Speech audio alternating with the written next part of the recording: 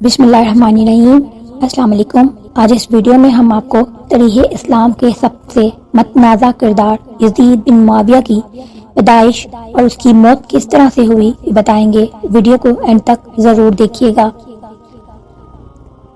یزید بن معاویہ کی پیدائش 23 جولائی 645 عیسوی کو بنو کلب کے قبیلے سے تعلق رکھنے والی ایک خاتون مسمون بنت بخدل کلبیہ کے برزن سے ہوئی۔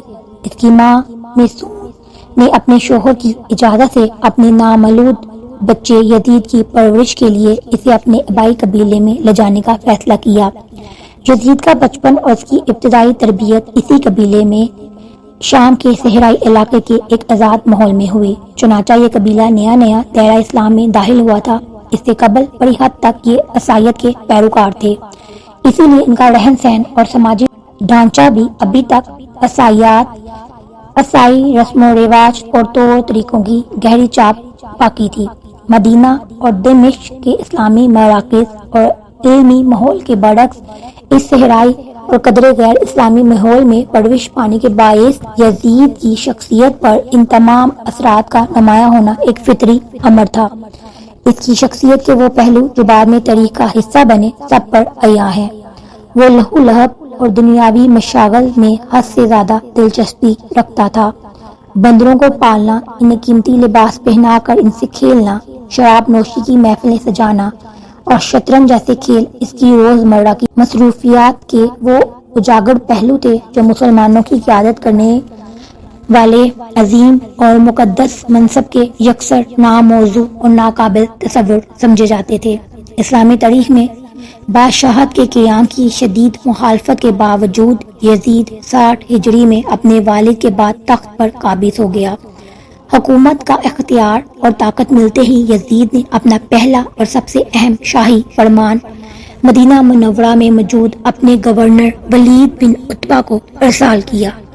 اس نے ایک خط لکھا جس میں سختی سے حکم دیا گیا کہ مدینہ میں موجود 4 اہم ترین اور با اثر شخصیات میں ہر صورت میری بیعت یعنی اطاعت کا حلف لیا جائے اور اس معاملے میں کسی قسم کی نرمی، تاخیر یا رعایت ہرگز نہ برتی جائے۔ وہ 4 شخصیات یہ تھیں: عبداللہ بن زبیر، عبد الرحمن بن ابی بکر، عبداللہ بن عمر اور سب سے بڑھ کر نواسہ رسول صلی اللہ علیہ وآلہ وسلم جگرے گوشہ بطول سیدنا امام حسین رضی اللہ تعالی عنہ۔ یزید کا پہلا حکم دراصل تاریخ اسلام کے ایک انتہائی دردناک اور سیاہ باب کا دبیچہ ثابت ہوا، جس نے امت مسلمہ کو ایک ایسے بحران میں مبتلا کر دیا جس کے اثرات آج تک محسوس کیے جاتے ہیں۔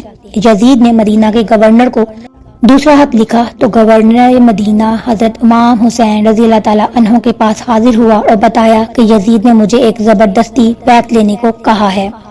جب امام عالی مقام نے دیکھا کہ مدینہ میں قتل و غارت اور فساد برپا ہو سکتا ہے تو حضرت حسین نے ہجرت شروع کر دی۔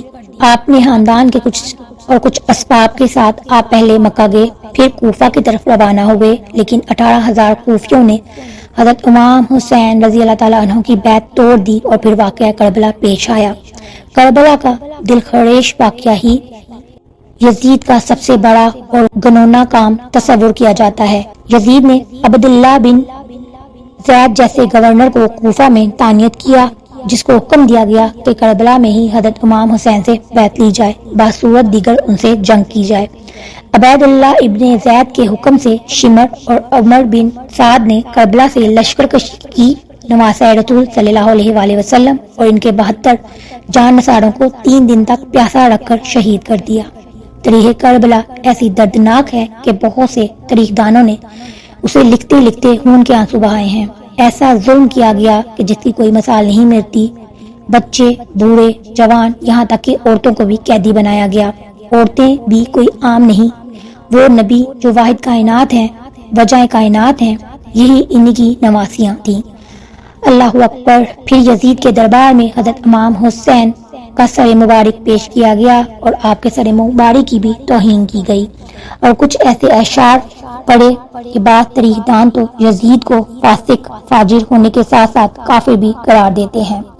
آخر کیا وجہ تھی کہ یزید نے عبید اللہ ابن زید، شمر اور عمر بن سعد کو اہل بیت کو شہید کرنے کی سزا کیوں نہ دی گئی؟ کیوں واقعہ کربلا کے بعد بھی یزید کی موت تک عبید اللہ ابن زید کوفہ اور بصرہ پر یزید کی طرف سے حکمران رہا۔ ایسے واقعات کے باوجود بھی ابن زید جیسا شخص اپنی مسند پر برجمان رکھنے کی وجہ سے یزید کے پاس آخر کیا ایسی وجہ تھی؟ اب 63 ہجری میں مدینہ کے لوگ یزید کی بیعت توڑ دیتے ہیں تو یزید کی فوج مدینہ پر حملہ کرتی ہے، جس سے واقعہ ہر پیش آتا ہے، جس میں 80 صحابہ کرام، مہاجرین اور انصار میں سے 700 تابعین، اس کے علاوہ 10,000 مسلمانوں کو بے دردی سے مدینہ میں ہی شہید کیا گیا۔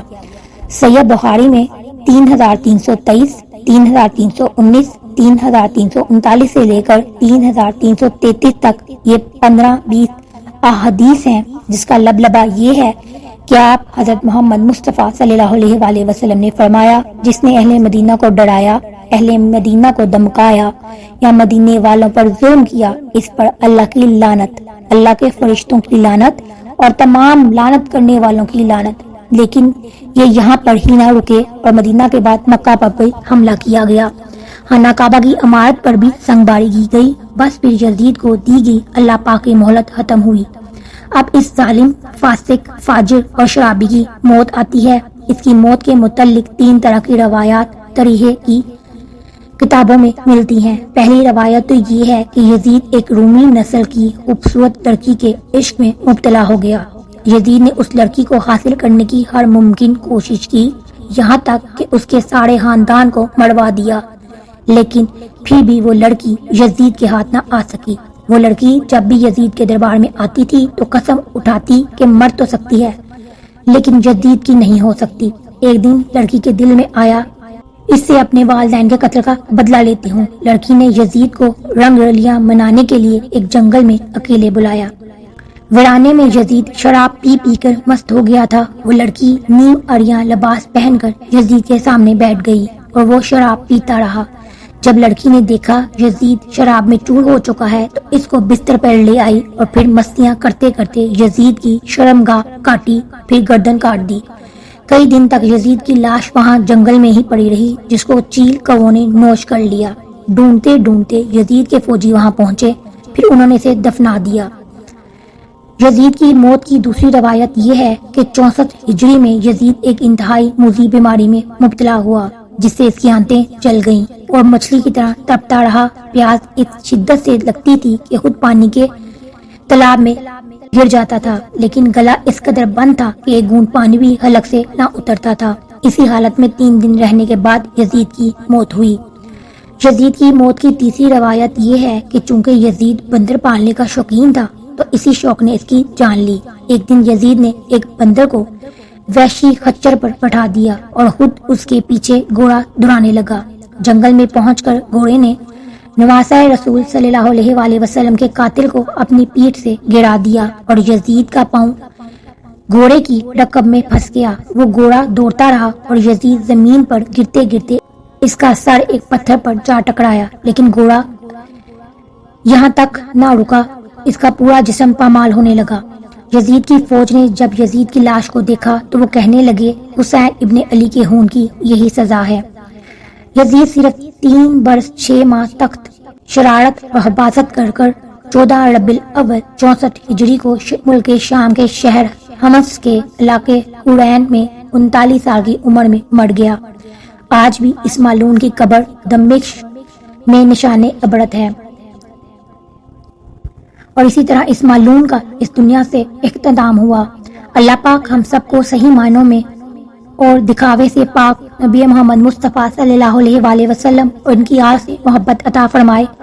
ہم بھی نبی آخری عظمیٰ حضرت محمد مصطفیٰ صلی اللہ علیہ وآلہ وسلم اور اہل بیت پر اپنی جان، مال، عزت قربان کرنے والوں میں شامل ہو جائیں۔ اے اللہ پاک ہماری دعاؤں کو قبول فرمانا۔ کمنٹ میں آمین ضرور لکھیے گا، اور اگر آپ کو یہ ویڈیو اچھی لگی لائک اور شیئر کیجیے گا۔ چینل پر نئے ہیں تو اسے ضرور سبسکرائب کیجیے۔ اپنا بہت سا خیال رکھیے گا۔ اللہ پاک آپ سب کو اپنے حفظ و امان میں رکھے۔ اللہ حافظ۔